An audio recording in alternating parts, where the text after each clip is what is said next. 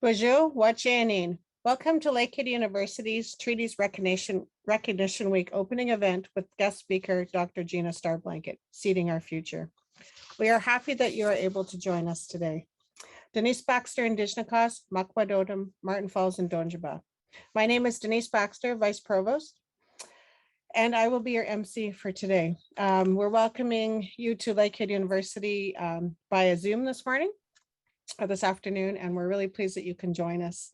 Lakehead University is located and respectfully acknowledges that its campuses are on the traditional lands of Fort William First Nation, signatory to the Robinson Superior Treaty of 1850, and the Ojibwe, Odawa, and Potawatomi nations, collectively known as the Three Fires Confederacy. In Lakehead's commitment to social justice and social responsibility, we advance the Truth and Reconciliation Commission calls for action and Universities Canada principles on Indigenous education. The Truth and Reconciliation Commission recommends to build capacity for intercultural understanding, empathy, and mutual respect. It has become a guiding principle for the commitments Lakehead has made in both Northwestern Ontario and Simcoe County, and will continue to guide our efforts in the future. Before we begin, we would like to share an important notice of video recording of the Treaties Recognition Week events. Participants are reminded that this online event is being recorded, and we are doing this to preserve a record of the event in the university's archives and to publicize and promote Lakehead University. By attending, you are agreeing to be included in the recording and its public dissemination in any media now known or later developed anywhere in the world in perpetuity.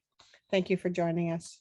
It is now my pleasure to introduce Elder Gina from Kiaski Zaging and Nishnabek, who will share an opening prayer. Elder Nawagizik.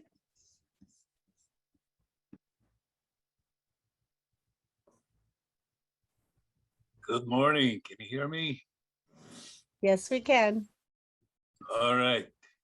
Thanks very much. It's always an honor and pleasure for me to take part in these events and share a good prayer for today, this afternoon. My name is Gina Gijic, and I'm from Kashkazagin, Gold Bay First Nations. Also, one of the communities that are signatory to the treaty, 1850. And I like to say that, proudly say that I'm a direct descendant of that treaty, you know, with my relatives from Fort William First Nations. And I just want to say that it's been an honor to be part of this acknowledgement of the Treaty Week. So with that, I'm going to pray in Ojibwe language and acknowledge the sacred directions and the gifts that we will receive today. And rich. Shomis. Makonsnish Dakas Sema Poland in Monarch. Chmi Wetchmanom Nido, more about the Nob Yang, what a Hijabab Yang, Adi Yang, Jidmang, whether as you said, when more, what a Yash, Didi, Nishnabek. We got the Nikas one. To nakod the mong gyaba ishnabe the web nagastic mother for the keeming mama the keem we're gonna do the man wabanum shaunum gabinum kiwedna chimigach mashomas nish you know mama come gazang mo the jindamang Zindamang, the Nekenamang, and in the key, in the Junakadamang, where Inishnabio Yang, Shomis Miigwech. Thank you. Thanks, people. I'm done. Miigwech. And thank you so much for opening this week in a really good way, and also for just sharing that piece that, you know, you are, I believe it was your grandfather who was a signature on the 1850 Robinson Spirit Treaty. And so we actually have two people here today who have ancestors who were part of that that treaty process. So it is a pleasure, and miigwech, and thank you so much for starting us off in that way. It is my pleasure now to introduce Dr. David Barnett, Provost and Vice President Academic, to bring greetings on behalf of the administration of the university. Dr. Barnett. Thanks, Denise, and welcome to the opening event of our Treaty Week 2021. I'd like to thank Elder Gina for opening this week and learning in a good way. I'd like to extend a warm welcome to Chief Collins of Fort William First Nation, Chief Williams of Chippewa of Rama First Nations, and our keynote speaker, Dr. Gina Starblanket. In 2016, Ontario passed legislation declaring the first week of November as the Treaties Recognition Week. Lakehead University honors the importance of treaties and helps students and residents learn more about treaty rights and relationships. By learning more about our collective treaty rights and obligations, we can create greater understanding and nurture these relationships. Treaties are legally binding agreements that set out the rights, responsibilities, and relationships of First Nations and the federal and provincial governments. They form the basis of the relationship between Indigenous and non-Indigenous people. Although many treaties were signed more than a century ago, treaty commitments are just as valid today as they were then. And in total, Ontario is covered by 46 treaties and other agreements.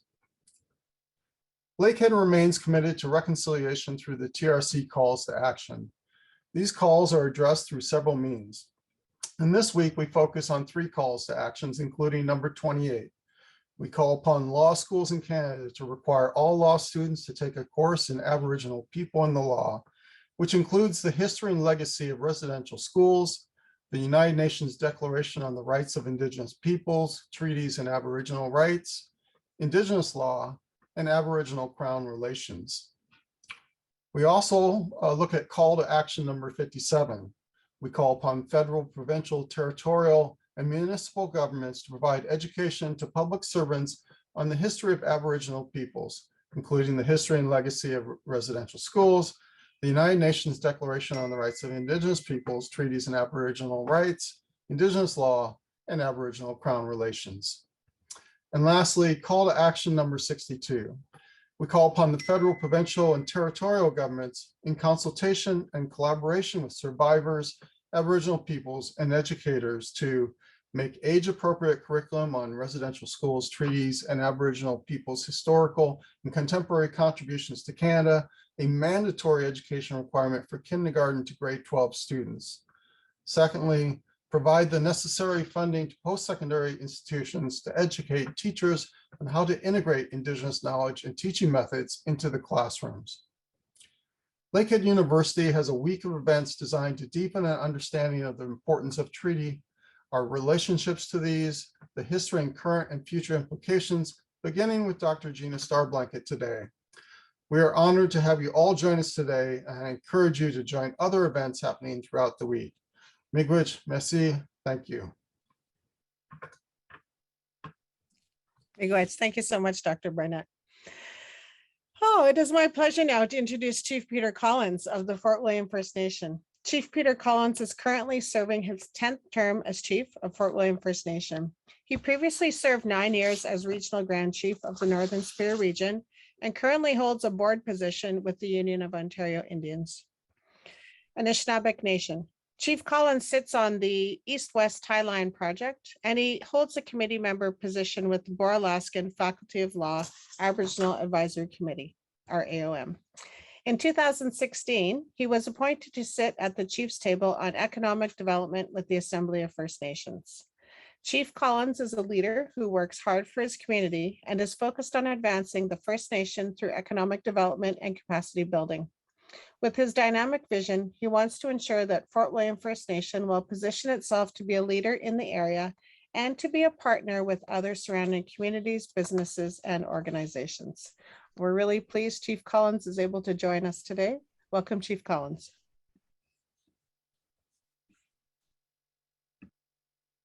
Good afternoon, Denise, and thank you again for the invite. I'm having a little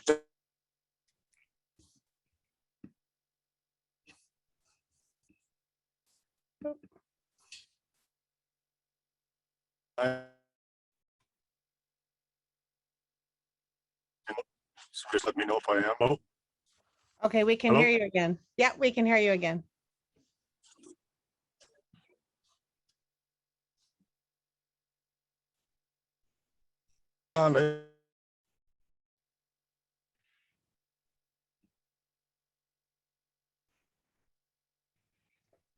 no.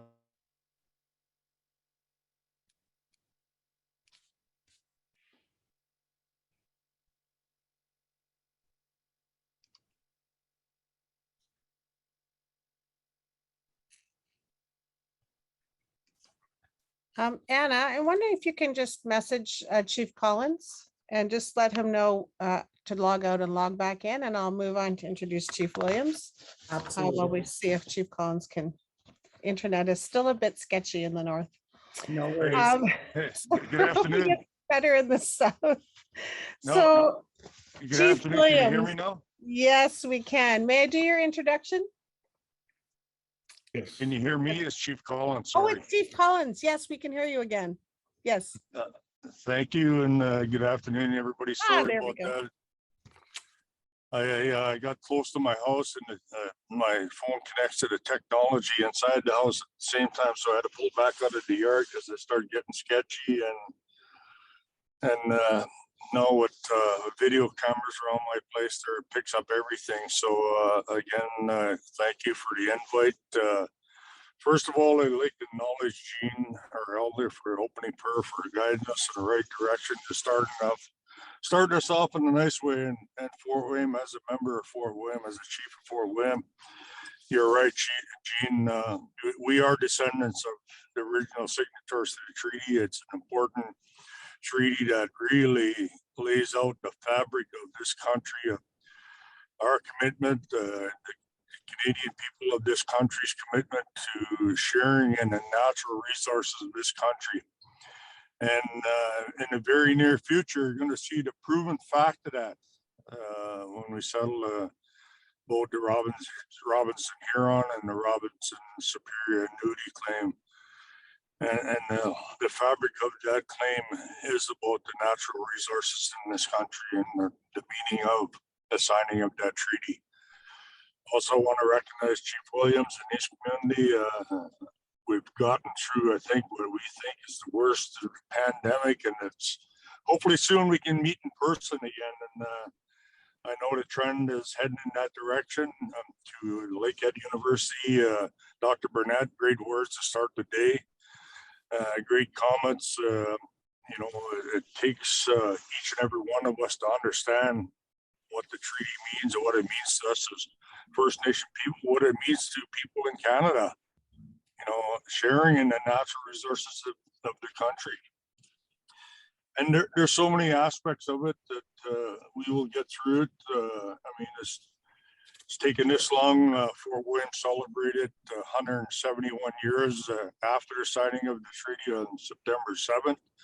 So it's been a long time. They're really seeing and seeking out the natural resources, and education is an important part of that. When you go through Treaty Recognition Week this week, really grasp hold of the meaning of the treaty and why we as First Nations signed it, why mainstream society of this country signed it, the aspects of, and again, I go back to the natural sharing of the resources in this country. There's so much work that we have to do. I'm sorry, and I apologize. I'm in my truck. I just had so many things going on today, and I got to get on another Zoom call here in about 10 minutes. But nonetheless, it's important that we spend our time to educate each other and understand who we are and what the treaty means to each and every one of us. So on behalf of my council, my community, I welcome you all to beautiful land, even though by Zoom, beautiful land of Fort William. Miigwech, so nice to have a little drive around the community with you. Yeah. Sorry about that. That's okay. It was kind of cool. You don't often get to see the outside of the community when you're on Zoom. So really appreciate you joining us today and taking the time to fit us into a very busy day in your leadership of your community. Miigwech.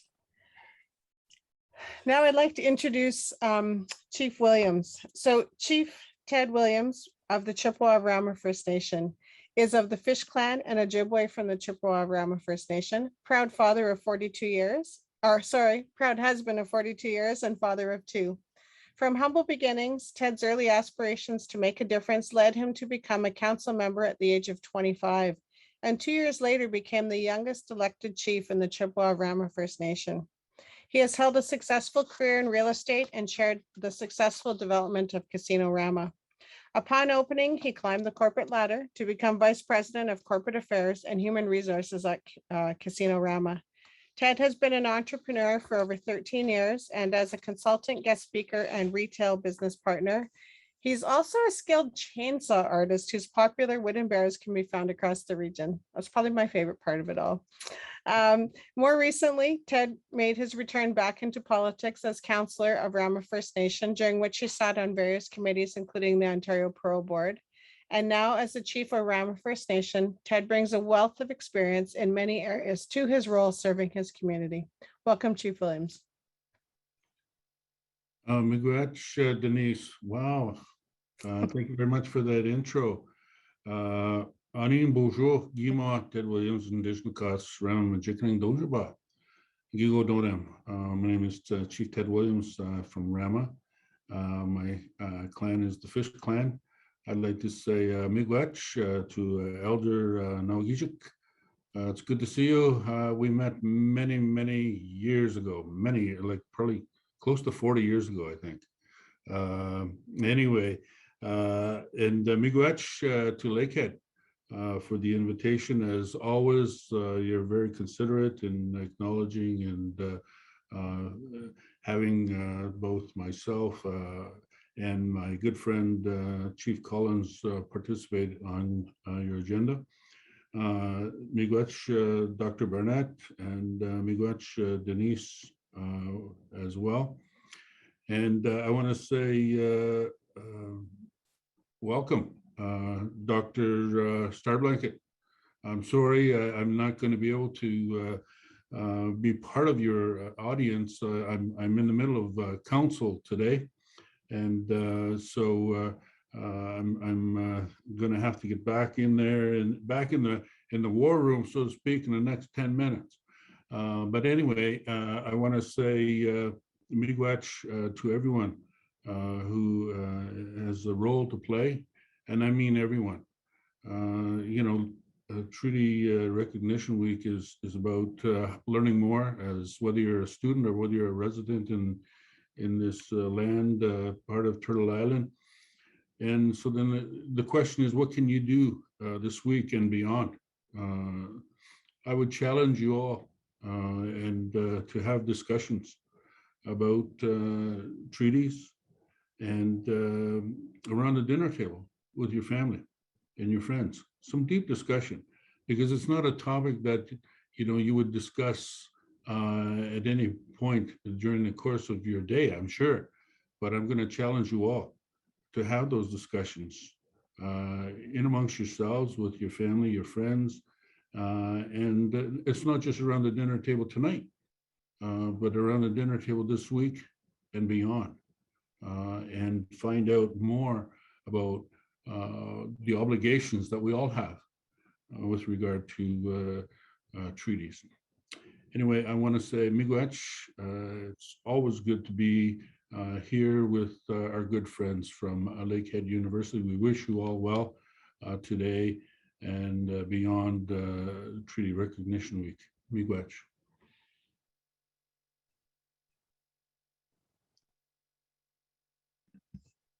Miigwech. Thank you so much, Chief Williams, for taking time out to join us today, and for the challenge that you've asked us to think about these important discussions, and not just today, but a time to sit around and together and have these important conversations with our family members and our friends. So thank you so much for that call. and for welcoming us today to your territory. So it is 12:52. We have until 2 o'clock today, so we have just over an hour. And it is my pleasure now to introduce our keynote speaker, Dr. Gina Starblanket. Dr. Starblanket is an associate professor in the Indigenous governance at the University of Victoria and is the former Canada Research Chair in the politics of decolonization at the University of Calgary. Dr. Starblanket is Cree, Saulteaux, and a member of the Starblanket Cree Nation in Treaty 4 territory. She is the principal investigator of the Prairie Indigenous Relationality Network, and her research takes up questions of treaty implementation, prairie Indigenous life, gender, and Indigenous feminism. We're very pleased to have with us today Dr. Gina Starblanket. Welcome, Dr. Starblanket. Excuse me. Thank you. Thank you, Denise, for hosting, for your warm words. Thanks to Anna for the invitation and for all the work you've done coordinating this. Thank you to Elder Jean for opening us up in a good way. And to Chiefs Ted Williams and Peter Collins, I really appreciate your words as well. And it makes me feel so welcome, even if this is online on Zoom, which is always a funny thing to do. I'm situated here today. I'm talking to you from the territory of the Lekwungen and Wasanich people. I've been a visitor out here in Victoria I was here for about 10 years, when I did my master's and PhD work and gave birth to 2 children and moved away for a while, but found my way back. So yeah, I'm happy to chat with you today about treaties. I too am a descendant of our treaty, which is Treaty 4, which was signed at Fort Capel in 1874, in 1874. I always get the dates confused because our chief it was been my great grandfather, Wapamustusis, who signed that treaty, and he died a year later in 1875. So he was our chief at the time of signing treaty, but then his son took over and was the inaugural chief of our band after signing treaty, and his name was Starblanket. After that, many people in our community and our community itself is named Starblanket. So it's a little bit of a history of where I come from. But I'm just going to launch into it. I'm going to hopefully talk for about 45 minutes, and then that'll give us time for questions and any audience discussion. But yeah, thank you again for having me. I'm deeply appreciative. And again, thank you to everybody who opened up the event this morning. So my talk is called Seeding Our Futures, and I use the word seeding and I written sort of as one would approach a seedling or a plant that they were planting. And the idea is to sort of impart that idea that in taking treaty, we were trying to create, Indigenous people, at least our understanding of treaty, so try and create something new, something that would grow and emerge, and in fact, provide not just for our survival, but for our people and our relatives to thrive into the future.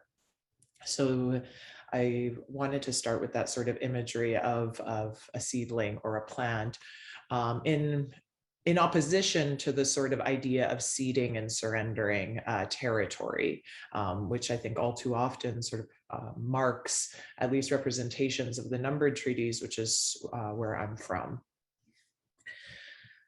All right, so I'll just launch into it here. The Trudeau Liberals came to power in Canada in 2015 on a swell of public goodwill following the Harper Conservatives.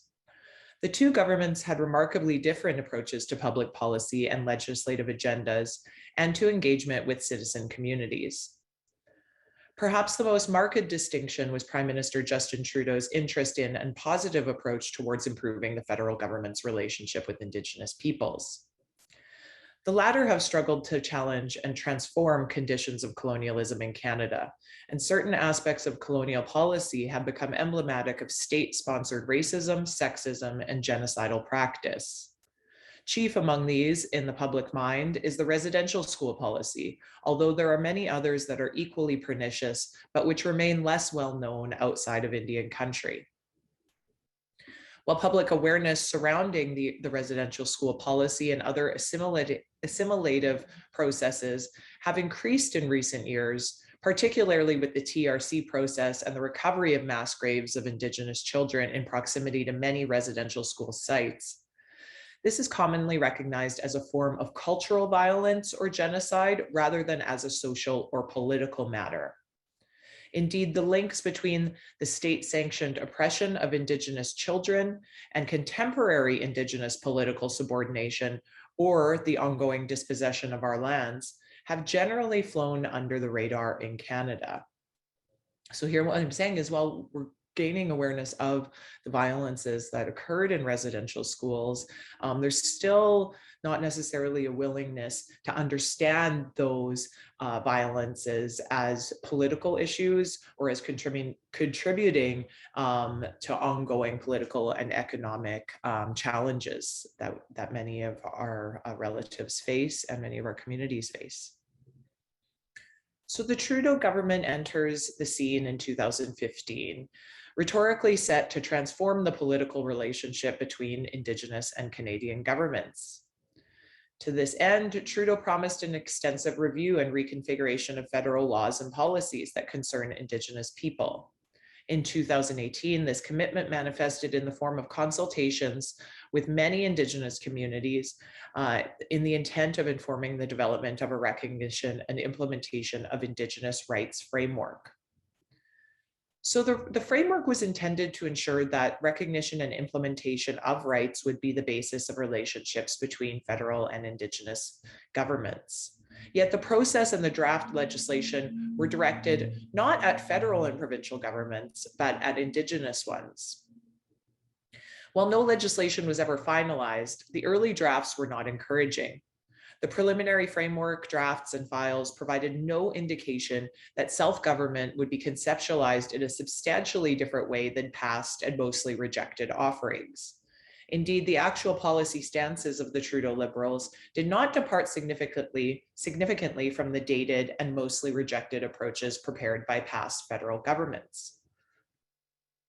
And then in 2019, in his campaign for re-election, Trudeau promised the establishment of a National Treaty Commissioner's Office, intended to ensure that, and I quote, Canada implements the spirit and intent of treaties, agreements, and other constructive arrangements. So a National Treaty Commissioner's Office is not necessarily a new idea. It was recommended in 1996 by the Royal Commission on Aboriginal Peoples, among other sources. There are provincial treaty commissioners' offices, most notably in Manitoba and Saskatchewan, or at least those are the ones that I'm the most familiar with. But here we're talking about this a proposal of a national TCO, or Treaty Commissioner's Office. Little detail on the proposed office has been provided, other than it representing a state-sponsored attempt to undertake, and I quote, the ongoing review, maintenance, and enforcement of Canada's treaty obligations, end quote.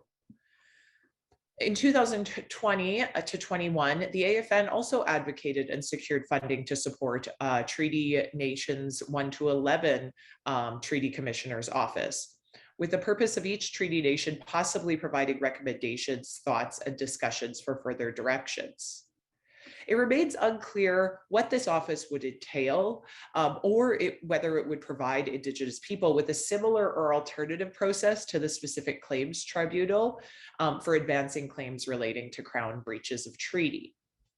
And the office may indeed offer a promise to some. But what I want to be clear about is that the establishment of such an office is not a prerequisite to the implementation of treaty relationships.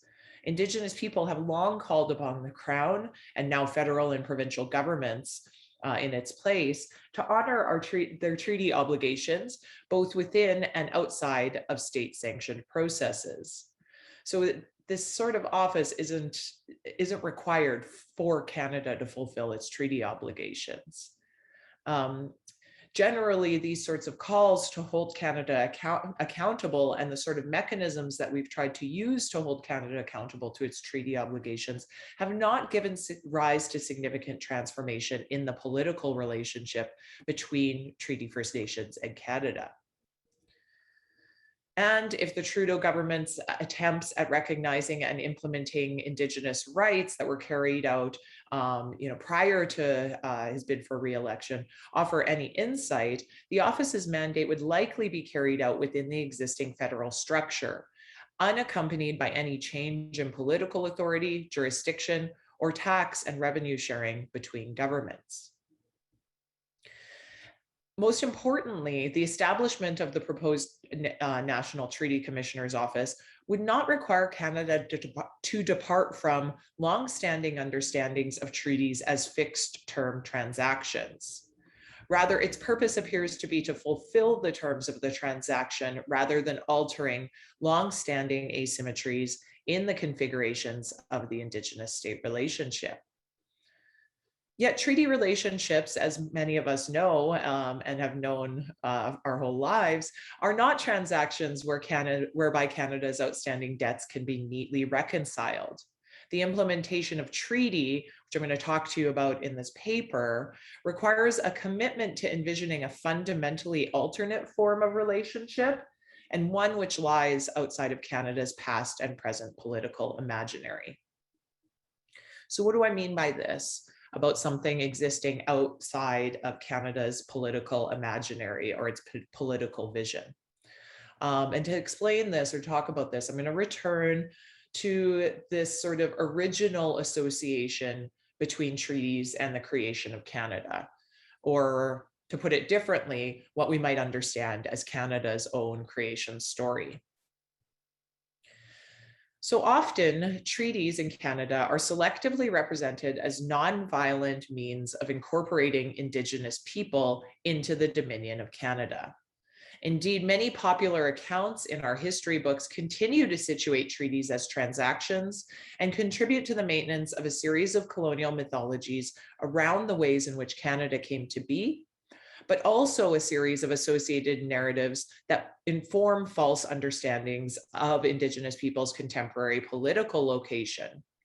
And this is actually the crux of what I'm interested in, is how they're serving to actively misrepresent what the relationship is supposed to be.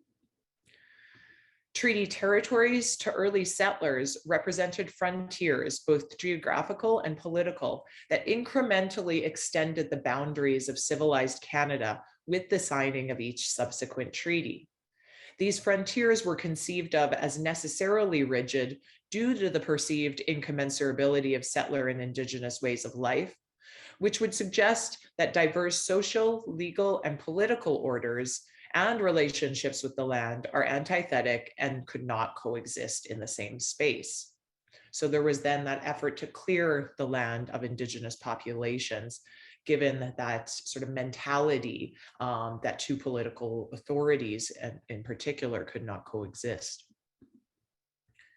In regards to the creation of Canada, representations of treaties as land transactions are, to use the late Patrick Wolf's framing, both eliminatory and productive. They're eliminatory in their finality, intending to ensure the end of Indigenous assertions to land and to the end of the sorts of practices of trade and negotiation that preceded them. Tasked with addressing outstanding Indigenous claims to land following the purchase of Rupert's Land and the Northwest Territories from the Hudson's Bay Company, Canada's assertion of sovereignty and jurisdiction remained incomplete, even if already presumed. Treaties served the crucial role in what Wolfe refers to as the inchoate stage in the formation of the settler state. That is, the point between the theory and the realization of territorial acquisition. While Indigenous practices of treaty making with settlers long preceded Canadian Confederation, the realization of Canadian sovereignty depended upon the reduction of Indigenous political status to that of subjects through the extension of a legal order that would fully consummate and thus promise to maintain the structure of settler colonial society over time. So Heidi Stark argues that treaties provided an ideal vehicle for settler states to negotiate this transition, as they involved the recognition of Indigenous political status necessary to effect the cession of rights on the one hand, while also providing a mechanism for Indigenous political subordination on the other hand. Stark writes that efforts to assert the continuity of Indigenous jurisdiction or political authority following treaty making with the Crown would subsequently be framed as a criminal act against the settler state. And this framing pits even the most modest assertions of rights or authority under treaties as being contrary to the national interest, which in turn justifies, normalizes, and softens ongoing state violence against Indigenous peoples. So with this in mind, we can understand treaties as representing a foundational axis of settler colonialism. As the original land transactions that purportedly allowed Canada to lay claim to jurisdiction across vast tracts of territory, they cannot be discarded by the state, as this would undermine the legitimacy of its legal and political formations. It would also invalidate its cultural and moral claims to having settled in this nonviolent diplomatic way. So they can't be discarded by Canada or entirely abandoned. But the story of treaties as land transactions must be selectively and strategically retold over time in order to sustain Crown claims to legal and political authority over Indigenous people, to jurisdiction over treaty territories, and to the virtuousness of non-Indigenous Canadians' presence here as contemporary treaty peoples. But like any story, this isn't the only version. For as many Indigenous people and non-Indigenous people are well aware, the transactional interpretation stands in direct contrast to the meaning and intent of treaties that were recorded and passed on specifically by my ancestors and by many Indigenous knowledge holders. The negotiation of treaties with the Crown followed a long tradition of treaty making with other living beings as a method of negotiating land use.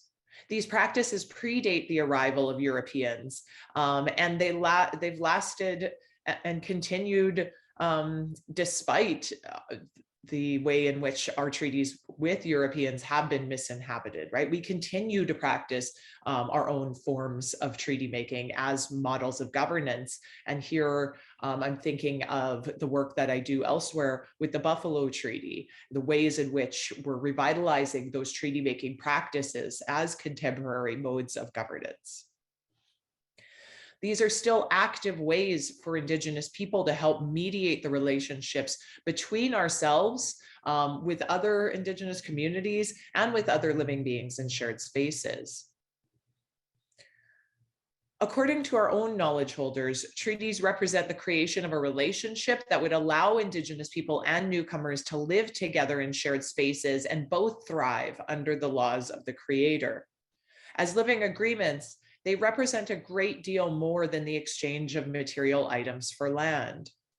Rather, they represent a legal and political arrangement where multiple forms of difference coalesce to create an enduring and lasting relationship of mutual ongoing caring and sharing between treaty parties, representing both a continuity and initiation of a new relationship. So here I'm talking about the continuity of our pre-existing relationships with creation as Indigenous people, the ability to live out those relationships freely in the ways that we see fit in accordance with our understandings of our responsibilities within those relationships.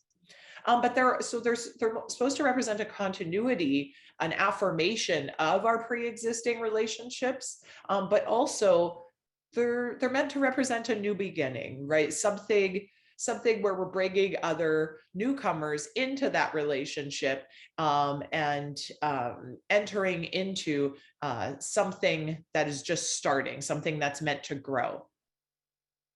But they're certainly not supposed to represent an ending, as they did to many early Europeans. And here I'm referring to the way in which they were sort of approached as something that would secure the end or the finality of Indigenous claims to land or Indigenous assertions of jurisdiction over particular territories.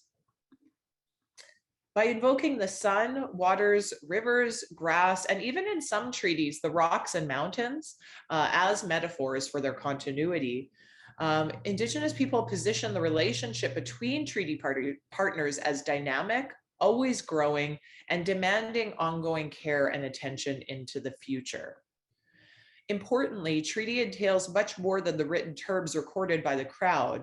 Rather, the laws, doctrines, and teachings of Indigenous people serve as the foundation for the new relationships that were to be created. Like European newcomers, we understood treaties to be a beginning of sorts. Unlike newcomers, however, this beginning was not intended to supplant that which came before it. It is a beginning based on that continuity, that idea of renewal, of Indigenous ways of being, a renewal and affirmation of our pre-existing laws, political systems, languages, ways of knowing, and relationships with the land and other living beings. So we might juxtapose this supposed blanket extinguishment of Indigenous rights and title that flows from a transactional understanding of treaty with the image of a new relationship constituted through the coming together of our existing ways of life and the new skills and teachings that settlers would also bring with them. Rather than positioning difference as a threat to be eliminated, practices of treaty making follow from a deep respect for and appreciation of the value across difference. While living beings have distinct roles and responsibilities, none of our contributions are considered to be more important than the other. So the ethic of relationality that was embodied in Indigenous understandings of treaties gives rise to diplomatic practices that are intended to facilitate the coexistence and mutual growth of treaty partners through the establishment of a legal, political, and spiritual arrangement that would allow groups to retain their own ways of being. At the same time, treaty partners would learn from one another and rely on one another in times of need, becoming stronger as we gained new knowledge and skills. The relational worldview expressed in treaties defies the antagonism inherent in settler colonial logics, allowing for a vision of the future based on multiplicity and balance rather than hierarchy and domination. Importantly, treaties are intended to guarantee the survival, well-being, and continuity of all of creation, not of one nation at the expense of another. They are about generating something healthy and livable from the tensions that exist in between ways of life that are supposed to be seen as irreconcilable. But instead, believing that out of those tensions, new possibilities can be born that are greater than deteriorating, harmful, or violent relations. So even this sort of cursory comparison of Indigenous and settler understandings of treaties make a number of issues quickly appear. Namely, the seemingly insurmountable contradictions between the idea of continuity and the idea of finality, the contradiction between pluralism and antagonistic approaches to difference, right? One which appreciates and celebrates difference and what it might bring to a relationship, and the other that sees treaties as a mechanism to eliminate that difference and subsume Indigenous people into the Canadian state. Another contradiction, obviously, and one that I've already spoken of at length, is the idea of the difference between being in active relationship with the land and with creation, and the idea of ceding the land or ending one's relationship with land. And finally, between the affirmation of or elimination of Indigenous political life, which is something that I don't think we talk enough about when we're talking about treaties and the sort of violences that can be inherent when they're misrepresented. So these contradictions form a challenging paradox for Indigenous people working towards Indigenous resurgence or freedom or revitalization, whatever sort of political vision you want to articulate. I think those political visions can look a little bit different, but one thing that's common across them all is that they entail a certain transformation of Indigenous political and legal subordination in Canada. It's the idea that we might get back to a place where we can engage in our own processes of political theorizing and practice in ways that aren't necessarily configured by the Canadian state. So these contradictions sort of give rise to the question, what are we as contemporary descendants of treaty signatories, as contemporary treaty people, what are we to do with these intergenerational relationships? Negotiated by our ancestors in our collective name, but when their vision of relationship has continually been overwritten by Canadian institutions and discourses in ways that function to perpetuate violence and dispossession on an ongoing basis. Sorry about that. I think I'm getting a cold from my kids, so it's probably good that I'm not there in person. All right, so when I talk about treaty, one of the things when I'm talking about treaty, obviously I've situated practices of treaty making as these diplomatic practices intended to provide for the negotiation of the sharing of land and the sort of distribution of responsibilities over those lands with other living beings who we might come to coexist with. Contemporary analyses of treaty relations with the Crown that employ this sort of understanding are often steeped in a sense of deficit or lack, wherein the types of treaty relationships that our ancestors envisioned in agreeing to share the land with settlers are nowhere to be found aside from in our past. And so here I'm talking about how, when we talk about these more robust conceptions of treaty, we're often talking in a past sense. Sometimes we're talking about our future aspirations, but they're really, they're really not represented in any material sense in the present. Instead, in the contemporary political and economic climate, oh, sorry. Can you all hear me? My audio. Yes, we can hear you. Okay, sorry, my audio is saying or Zoom saying there's a problem with my audio. So I'm just going to allow it to restart.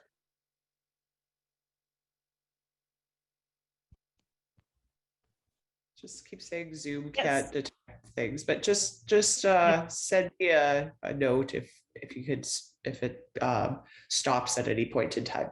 Okay, we will.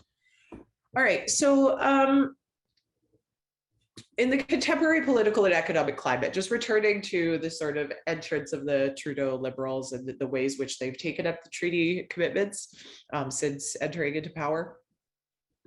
State commitments to renew the nation-to-nation relationship between treaty nations and the Crown have generally been unaccompanied by a demonstrated commitment to address the issues that remain outstanding under treaties, including questions of jurisdiction and resources, unless these are brought to their attention through the courts. They've also, those sort of rhetorical declarations to return to nationhood have also been unaccompanied by the structural changes, such as the redistribution of power, land, revenue, that would be required to substantially improve the political status of Treaty First Nations relative to Canada. Indeed, advocacy for treaty implementation can seem dead-ending in light of the disparity in political and economic power between Indigenous and settler governments in the present day. Far from improving Indigenous political subordination, rhetorical commitments that purport to facilitate treaty implementation can act as shorthand for new forms of political domination, incorporation, and co-optation by and for the settler state that promises only to sustain, even if masking, existing forms of violence and dispossession. For these and other reasons, some scholars have argued in favor of writing off treaties entirely as historical agreements that were entered into and should be recognized as important historically, but have since been rendered irrelevant due to the ways in which they have been dishonored or been broken. So some scholars, particularly in the US, will situate this or identify this as the broken treaties tradition of treaty interpretation, which essentially situates treaties as in effect meaningless to the present day, given state habits of breaking them. This is something that I've constantly tried to problematize and sort of refuse as a representation of treaties, as I personally can think of no worse fate than for Indigenous people to lose sight of our own political traditions, such as practices of treaty making, on account of how they've been misinhabited by settlers. This would endow the Crown and Canadian federal and provincial governments with even greater power to overwrite how it is we understand our own practices of diplomacy and relationality. It would essentially constitute another form of elimination, and one form of elimination that generations of treaty activists and advocates have worked diligently to refuse. From the time of their signing, Indigenous people have asserted treaties as relationships that are as important today as they were 100 years ago, if for nothing else, to act as a reminder of the outstanding nature of issues that the Crown has deemed to be settled. Harold Cardinal, for instance, explains that while there is much to quarrel with in the treaties as they were signed, they remain important, not so much for their content as for the principles that they imply in their very existence. So he frames treaties as the Indian Magna Carta, in that they inform the legal and political order that all partners agreed to live under, as well as the associated responsibilities of both settler and Indigenous populations. While he acknowledges many limitations inherent in both the process of negotiating treaties and in the content of written treaties, he also redirects our attention to the potentially costly risks of letting them go. He shifts the focus of our discussion away from how treaties have been misinhabited by settlers and towards the importance of treaties as we understand them ourselves. So here I'm going to quote Cardinal at length. We cannot give up our rights without destroying ourselves as a people. If our rights are meaningless, if it is inconceivable that our society have treaties with the white society, even though those treaties were signed by honorable men on both sides in good faith, long before the present government decided to tear them up as worthless scraps of paper, then we as a people are meaningless. We cannot and will not accept this. We know that as long as we fight for our rights, we will survive. If we surrender, we will die. So here Cardinal's associating treaties directly with survival, depicting the fight for our rights as a process that is constitutive for Indigenous people. In contemplating this association, we must recall that he was writing at a time where Canada's Indian policy was treading towards the elimination of the Indian Act, of Indian status, and of our distinct political location under the treaties. So his words should not be interpreted strictly as a desire to secure recognition of our rights, but as speaking to the importance of the continuity of a treaty-based politic that manifests differently over time and in the face of different social and political contexts. This is important because I think that we often, as Indigenous people, have the tendency to reproduce very static, sort of locked in time approaches to treaty, rather than thinking about what they mean for our political theories and practices today. So treaties are not understood here by Cardinal in the ways that they've been interpreted by Canada as scraps of paper, or as agreements that give rise to a narrow spectrum of cultural rights in the present day, but rather as vital to Indigenous people's continuity into the future. They embody a refusal to die, not just physically, but also in terms of our social, cultural, and political survival as people.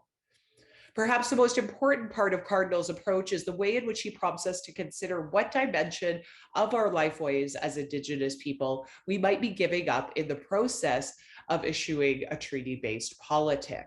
So I think his words are important because they prompt us to think about okay, yes, even if treaties have never been inhabited by Canada, what might we be losing? What might we be losing sight of if we render them meaningless in our own sort of intellectual and political theories? So here we arrive at a very familiar place in the theory on decolonization. This is this crossroads between political pragmatism on the one hand, right? Like what can we actually achieve, what might be feasible within the structures we're working within, and political imagination on the other hand, right? What political visions might we have that exceed current structures and formations? This is a juncture where we must contend with the often prohibitive choice between immediate needs or long-term political visions. Yet this framing is something of a false dichotomy, as significant political decisions often have are often much more complex and nuanced in practice. The decision to make or break treaty relations is not a new juncture, and we would be wise to recall that our ancestors who negotiated treaties faced a similar challenge. That is, they were tasked with making decisions that involved conditions necessary to ensure their immediate material survival in the face of changing circumstances, but they were also making decisions that entailed a long-term vision for future generations to thrive and prosper, right? They were responding to those immediate material circumstances, but they were also trying to envision and enter into relationships that would provide for that which they don't yet know, right? That future generations would be able to draw on in conditions that, you know, we don't quite know what those are going to look like. But unlike our ancestors, we have different resources to draw from in theorizing contemporary approaches to treaty politics. We can gain insights from the ways in which both our ancestors have sought to make political decisions while recognizing that we're also in entirely different contexts now, and that we have additional information on which to draw. That is, we can look to the evolving history of treaty implementation in Canada and utilize these insights to better understand the possibilities and pitfalls of various approaches to treaty. In other words, we have hindsight, and we now have, you know, many, many years of trying to work with Canada on treaty implementation, trying to work against Canada on treaty implementation, and we can draw on that hindsight to inform our approaches to treaty advocacy. All right, so I've described how settler officials have originally understood treaty making as a form of diplomacy that was effective at extending the boundaries of settler societies over and above Indigenous people and our relationship with creation. And I think this is one of the reasons, or, you know, recognizing the role that treaty played in the establishment of the settler state, I think is important, but it's also important to recognize that they did not merely facilitate a one-time instance of Indigenous subordination by and for the settler state.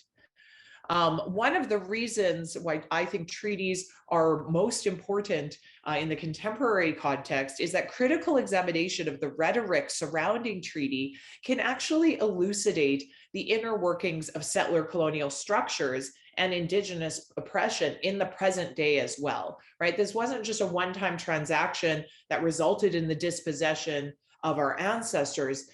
I've been trying to make clear, and a lot of my research tries to look at how they're selectively invoked over time in ways that continue to disadvantage Indigenous peoples. So rather than enacting a critique around the ways that treaties have been neglected by the state in the past, what I'm arguing for is a critique of the ways in which treaties are actively invoked and operationalized by settler governments in present contexts to facilitate further dispossession and oppression through the language of treaty implementation. Here we might turn our attention to the violence that settler governments are committing in the process of drawing on the importance of treaty relations, while simultaneously only narrowly interpreting them and often actually infringing directly upon them. The characterization of contemporary treaty relations between Treaty First Nations and the Crown, that characterization of the relation as nation to nation, is set against a backdrop of evolving settler colonial violence that has involved the continuous political subordination of Treaty First Nations, even if it's differently masked over time. So today, our subordination as peoples, as political entities, is concealed by the rhetoric of treaty implementation and of rights recognition, which all too often results in Indigenous political mobilizations that only narrowly advocate for specific and compartmentalized approaches to treaty implementation. And here I'm talking about how our advocacy efforts can often get tethered to those sort of fixed terms as understood by the Crown. Mobilizing a critical treaty politic instead would involve much more than just turning to the spirit and intent of treaty as understood by knowledge holders. It involves being continuously mindful of the politics surrounding how Indigenous understandings of treaty are invoked and operationalized in movements towards change.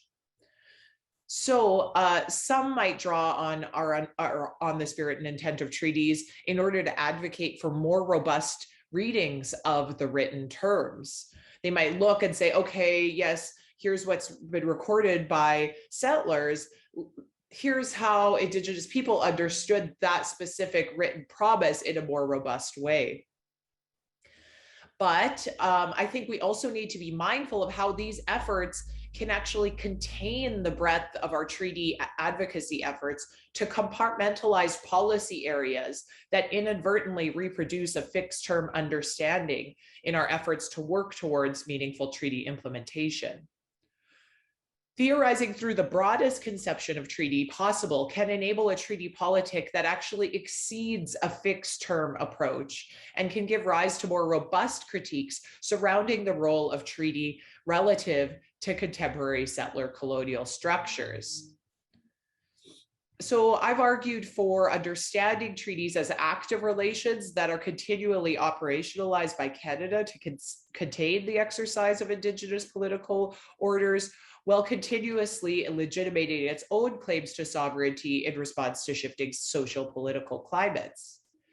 Understanding these processes can help bring forward a more nuanced understanding of treaties, not just as agreements that were broken or dishonored, but that are selectively invoked and employed over time to sustain conditions of Indigenous dispossession and marginalization.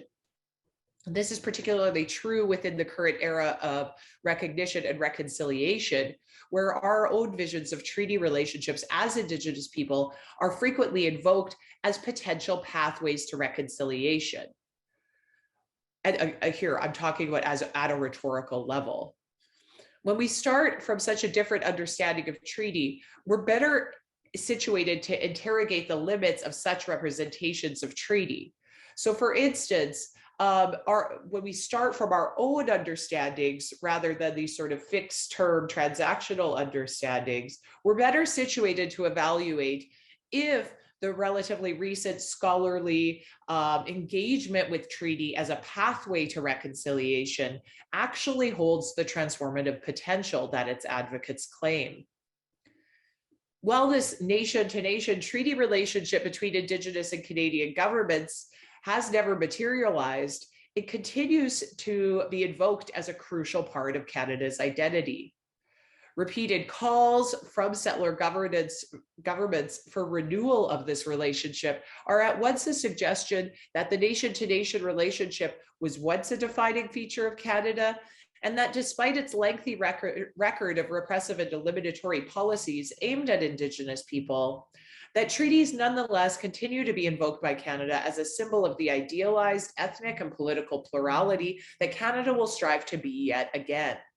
Here, we might understand the contemporary role of treaties as part of a broader conciliatory project that Miranda Johnson describes as bound up with ideas of refounding the nation. She writes that such movements may have little to do with the transformation of actual political power, but rather are about grafting settler belonging onto a post-colonial nation. The story of treaties then can be understood as playing a crucial role in the beginning of Canada for settlers, but also in Canada's rebirth in a neoliberal era of recognition and reconciliation.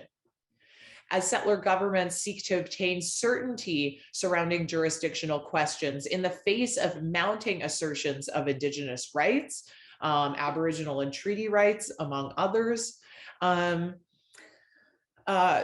These re-beginnings are themselves also contingent on the elimination of new threats posed by Indigenous political life. That is, the uncertainty occasioned by the potential assertion of an Aboriginal or treaty right, or by a title claim or jurisdictional dispute. So at the same time as we continue to engage critiques of the Crown's interpretation of treaties, I also just want to talk a little bit here in my last 10, 15 minutes or so about why it's vital that we don't allow this critique to be the sole focus of treaty politics in Canada. Let's say we call what I've just described as a critical or oppositional treaty politic, right? Where we're constantly trying to engage and critique the ways in which selective representations of treaties are actively invoked to just sort of mask the ongoing forms of political subordination that Indigenous people face. Okay, we have that sort of critical or oppositional treaty politic that seeks to, constantly work in relation to Canada to get it to honor its treaty relationship. And this is something that Indigenous people have done for many years. We have very strong records of treaty advocacy. Many communities, as you know, are continuing to actively fight and hold Canada accountable through the courts for its violations of those original treaty promises. This approach is resulting in many important changes for many communities. But I also just want to note how it doesn't have to be either or, right? We can engage in this sort of critical treaty politic on the one hand, but we also have to be wary not to always center the state and its existing political formations in our approach to treaty implementation and in our own understanding of treaty on the other hand, as this can actually act as a containment strategy, which limits our own ability to engage in those important acts of political imagination that, again, might exceed the current structure of colonial power in Canada. Here I'm talking about the difference between constituting ourselves politically through an oppositional politic rather than that which we aspire to be. We might think of that as a sort of more perhaps grounded and also future-oriented politic. When we constitute ourselves primarily through oppositional politics, we inadvertently allow our own political life to be shaped by external sources rather than our own philosophical traditions and resources as Indigenous people. Our ability to theorize in a way that is not reliant on Western structures and intellectual traditions is severely constrained when we focus the weight of our resources on addressing the wounds or the sources of injury rather than actualizing our own political norms and objectives. This can severely restrict the scope of dialogue and theorization around how political action may be conceived of in a way that is both reflective of our traditional practices, but also that allows for change and adaptation in present and future contexts. So here I'm thinking, or I'm arguing in favor of the imagination of alternate ways of drawing upon practices of treaty making within our contemporary political engagements. Something like the application of a treaty-based ethic of relationality that really grows from our own understanding of what treaty is and what it ought to be, might help shift the focus away from articulations of, particular policy claims under the treaty relationship, and towards a community-given engagement with our own intellectual resources and knowledge of treaties. Such a focus might serve the important purpose of facilitating conversation and critique around competing collective imaginations. And here's some of the things that I think are really important if we're talking about something like establishing a national or collective treaty office. This could strengthen the capacity for dialogue and engagement with a variety of perspectives within communities, allowing the space for individual contestation and involvement in governance while cultivating a more inclusive and participatory atmosphere for political engagement. When the politics of treaty implementation are grounded in our own visions of what treaties represent, rather than in opposition to the ways that they've been neglected by Canada, we can broaden and strengthen our own political capacity and engage in crucial conversations around how we want to relate to other living beings in the present and future. So this might mean, and this is the tricky part, engaging in critical dialogue surrounding the power relations and internal logics that are at play in within the treaty advocacy efforts of our own communities.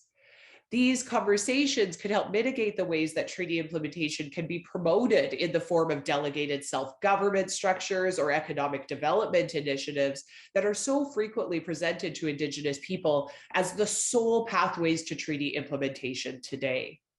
As I see it, one of the most important possibilities for a critical treaty politic is to push back against the tendency among Indigenous peoples ourselves to internalize and reproduce neoliberal capitalist understandings of treaty implementation, such as initiatives grounded upon possessory understandings of land and extractive understandings of land that pose a threat to our ability to carry out our responsibilities to the living earth or to remain accountable to future generations. Rather, a critical treaty politic might look to treaties as a way of drawing out broader notions of responsibility and accountability that can allow us to contemplate the impacts of the decisions we make today on the many relations we inhabit now and into the future. So an important way of avoiding that sort of frozen in time approach and engaging in a more creative and future-oriented understanding of treaty implementation is to shift the character of political discourse away from a focus on the Crown's record of treaty implementation and towards the question of what treaties mean to us as Indigenous people. Again, I recognize that to some, contemporary treaty implementation can, for many important reasons, mean advancing claims that require us to shape our political identities and movements through terms imposed by the settler state. And that might require us to sort of get creative in how we utilize those mechanisms and avenues for change. But we have to be, again, wary not to lose sight of what treaties mean to us in our efforts to navigate those structures. And I've tried to draw attention throughout this talk to the limits of treaty interpretation when narrowly construed, and I've tried to demonstrate how those contribute to and act to justify state neglect of its treaty responsibilities. And here I just want to draw a distinction between the sort of literal and often compartmentalized engagements with the numbered treaties, and how those could actually function to reinforce the suffering of Indigenous people when they're interpreted through a lens that absolves the state of its obligations relative to the broader relationship and the visions of wellness and quality of life that were supposed to be made possible through that relationship between Indigenous people and Canada. So political projects for me personally which depart from that sort of transactional compartmentalized understanding, but that focus more on the relationship inherent in treaties and the relationship that was supposed to be established through treaties, can contribute to a broadening of political horizons. That is, I'm interested in what possibilities arise when we depart from that view, that land transaction view, and moves towards an understanding of treaty relations as part of a politic of life advanced by Indigenous populations. What I mean by a politic of life is that, for a very long time, the provision of Crown treaty obligations has sort of been used as a vehicle by Canada to control and contain what level of political assertion we can bring forward. It's always sort of linking treaty implementation to those categories that, those policy areas, education, health, land and resources, et cetera, but that prevents us from having a more bird's eye view of the relationship itself. And here I mean, when we understand treaties as representing the establishment of relations that are intended to continually ensure the well-being and quality of life as treaty partners, that allows us to think much more broadly about our own rights and powers as Indigenous parties to treaty, as well as the current expectations that we have of our treaty partners, our non-Indigenous treaty partners. So understanding the treaties as enduring, but also socially and politically situated, life-giving relationships may prompt us to ask, what are the federal government's responsibilities in light of different present contexts that we're living through? For instance, this current pandemic, right? It could invite us to hold the state much more accountable for the ways in which it's neglected that life-giving relationship that was supposed to be established through treaty, rather than focusing on, okay, if we take a policy approach, what did X, Y, Z say? What did this particular treaty promise say about the provision of medicine, or health? I'm thinking here about how those sort of approaches, those state-based policy approaches to treaty, often only result in the provision of resources to Indigenous people that allow us to barely get by or survive. Those sorts of inquiries take treaty up in terms of basic subsistence. But instead of simply surviving, Indigenous people, in entering into treaty, we're supposed to be thriving in our own lands, which settlers now continue to exploit for development and resource extraction. We weren't supposed to have just the bare means to get by. We were supposed to establish a relationship that would allow for the flourishing of life in sustainable ways for both sides. In short, aliveness and a full life are not the same. One allows for basic survival, one allows for flourishing and growth on the other hand. Our ancestors persisted in the face of devastating circumstances to envision a better future, and we maintain that this imagined future was much more than a marginal state of aliveness or basic survival that treaty is now often deployed to facilitate. Indeed, treaties, if thought differently, could act, and here I'm using Linda Smith's words, as a language of possibility for envisioning different futures and entirely different forms of relationship into the future. So I think I'll end there just because I want to leave that last 10, 15 minutes or so for questions. And I see that there are some in the audience. Denise, are you wanting to moderate the questions, or do you want me to just Sure. go? I actually have one I'd like to ask before we get to the written question. Or Anna? Oh, yeah, I'll do the moderation if you don't mind. So one of the questions I'd like to start with, and Denise, you're on mute. I don't know. I am. I can't hear you, at least. Maybe other people can, but my sound has been kind of funny. Anna, can you hear me? Because I can hear you. I think everyone else can. So Okay. I'm not sure what's happening. Gina, can you hear me? Oh, okay. I can't actually hear anyone. I see in the chat that people can. Can hear. Okay. What? Maybe I'll try taking my headphones out here. Okay. Oh, there. Denise, Can you hear me now? Yes. I can hear you. Okay, great. I have my headphones on. Sorry. So just, I guess one quick question before we get to the other two, and I don't know how quick it will be, but, and I also I'm not entirely sure if this is an area of your expertise, but I am curious about it. So we have, you know, that umbrella of the word Indigenous that encompasses many nations of people.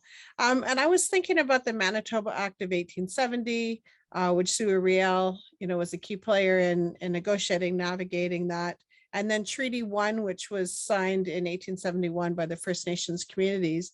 And then really what has, you know, for the last 150 years, what has occurred, and you kind of made the comment here about how treaties are actively invoked and operationalized to promote oppression, is we have nations of treaty people across this country, or sorry, nations of Métis people across this country who have been really separated out from the treaty making process, or if they were involved in it in any way, shape, or form, they've been operationalized out of these treaties in certain areas. In Ontario, we have at least 2 that I'm aware of. So I'm wondering if you have any thoughts or comments on that as we think about the relationality and the importance of moving forward. Absolutely. So again, this is what I mean about this sort of static approach to treaties. That's the idea, is that they're locked in time and that they can never change, right? Never change. But if Indigenous understandings and my own understanding of treaty situates them as something that can be actively renewed and changed and adapted. New members can be brought into the treaty, right? And if we allow for that sort of renewal, so that's the sort of difference between, I think, that kind of transactional locked in time approach and one that sees them as living relations.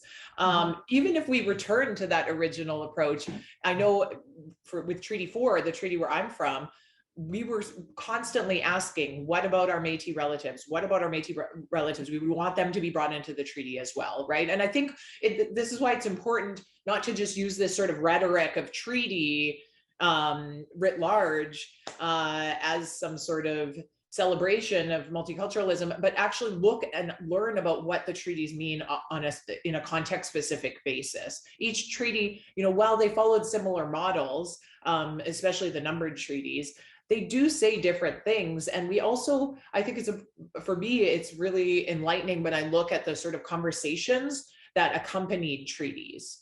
And not just the written terms, right? So when we look at those conversations, we get a better sense of, okay, here's what our ancestors' vision of treaty was. It was much more inclusive and capacious. It exercised much more expansive notions of kin, whereby our Métis relatives would also be able to thrive from these arrangements, right? That they would also provide for their care and their survival. And I think one distinction that I want to draw, because I've foregrounded the language of, you know, survivance and being alive and thriving, I get this question, so I'll just preempt it here. I get this question a lot is, okay, well, if Indigenous people wanted to enter into a relationship of care, were they not agreeing to be subsumed by the Canadian, you know, political entity or political formation? And what I respond often is that, no. Oh, sorry.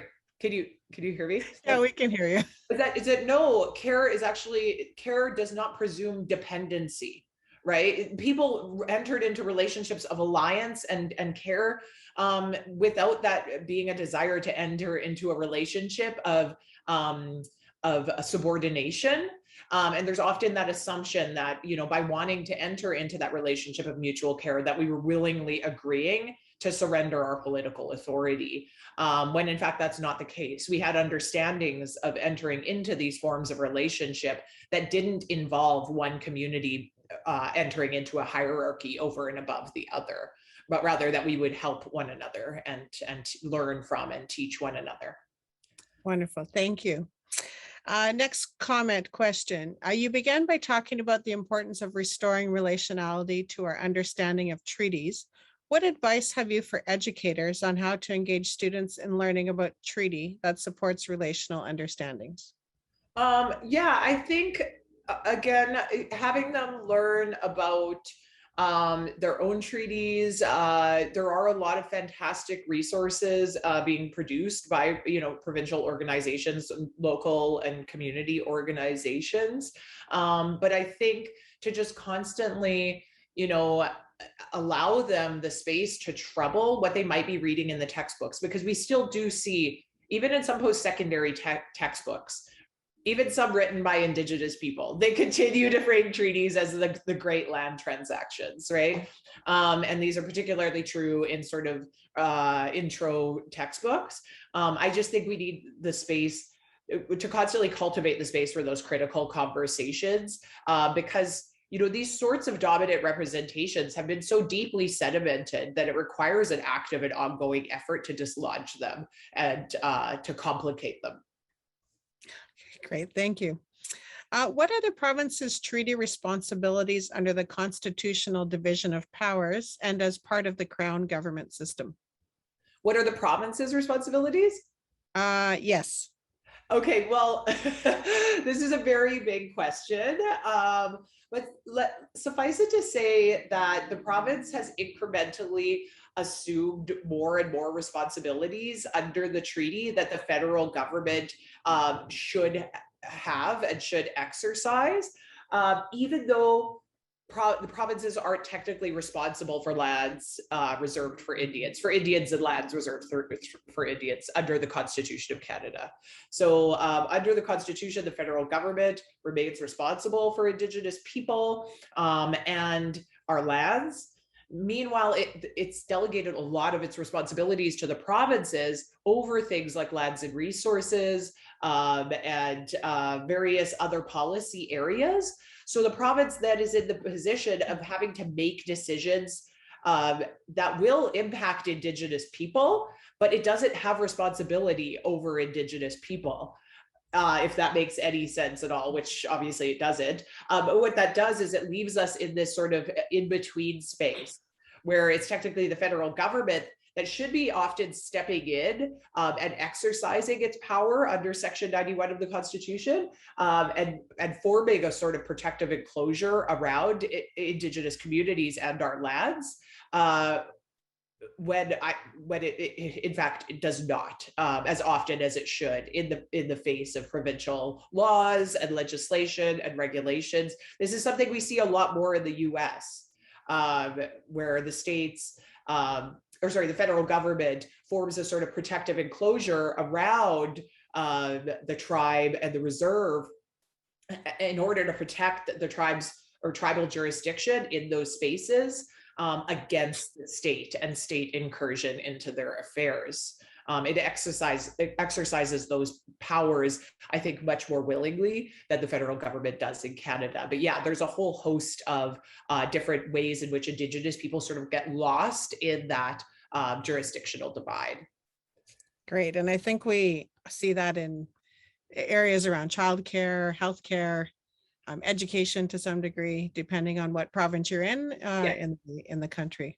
Yeah, and there's different arrangements, right, between some of the provinces. Yeah. So this is a comment and then a question. I agree with Dr. Starblanket's assertion.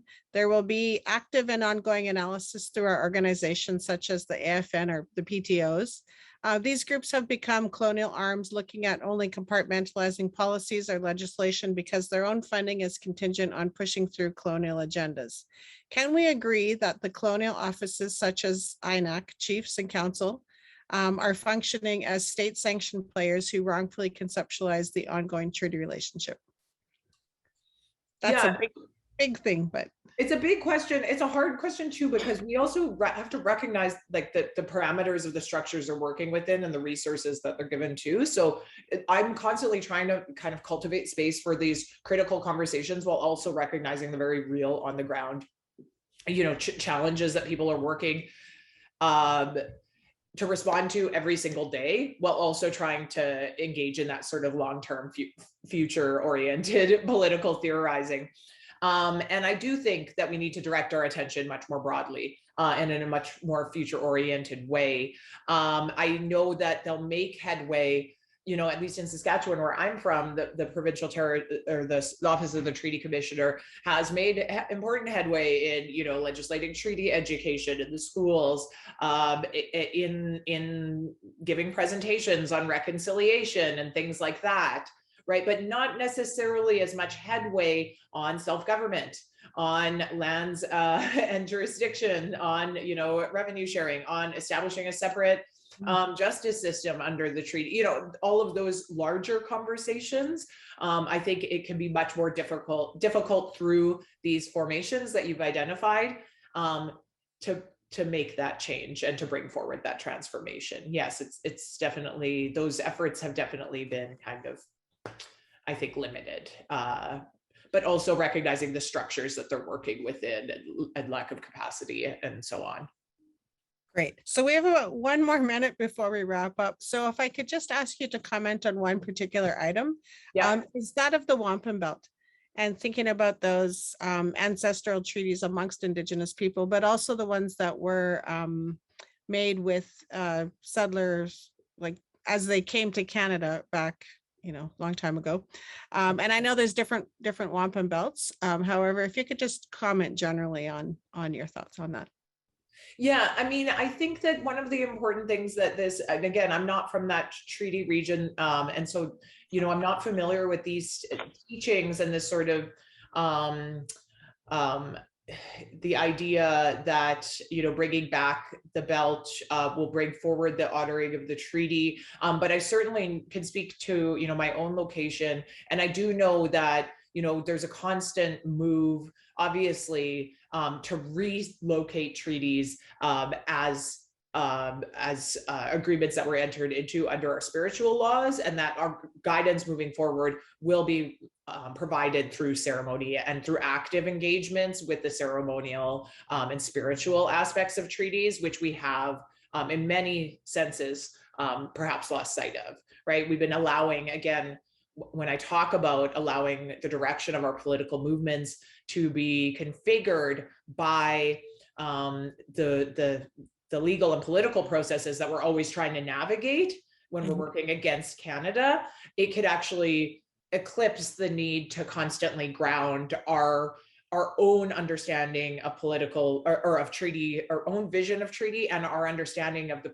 political practice we need to engage in order to bring treaty back, if one might say it like that. We're kind of losing sight of the need to constantly ground those movements in our own spiritual traditions as well, and our own understandings of treaty in accordance with those spiritual and ceremonial avenues that I think provide the most, I think, concrete direction in some terms for how to move forward in relation to our own treaties. So this is something that I think, we will often engage. Oh yes, there's a spiritual, there's the spirit and intent of treaties. There's this deeper spiritual or cultural understanding of elders about treaties, but often that's kind of where it ends, right? We don't allow that understanding to be the focus and to configure our actual political movements.